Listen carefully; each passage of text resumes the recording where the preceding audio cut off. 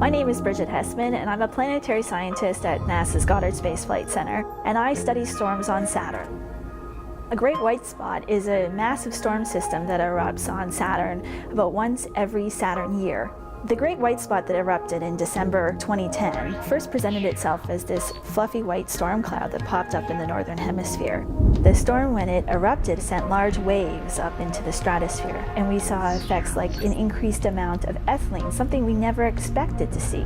In the coming days, the winds on Saturn sheared the storm in both directions, and it wrapped all the way across the planet. If you were to scale that to a storm system here on the Earth, what you would have is a storm system that covers all of North America but wraps around the entire planet.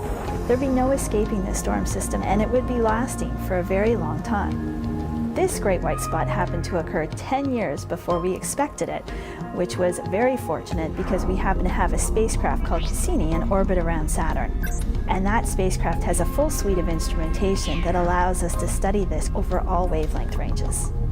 Some of the effects that we got to see in the infrared were these two bright beacons that started to shine right after the storm erupted in December.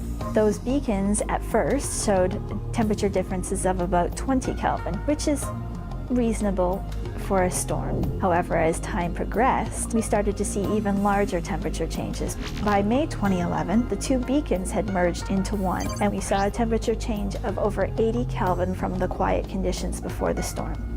So that would be like going from the depths of winter in Fairbanks, Alaska, to the height of summer in the Mojave Desert, all in one storm system.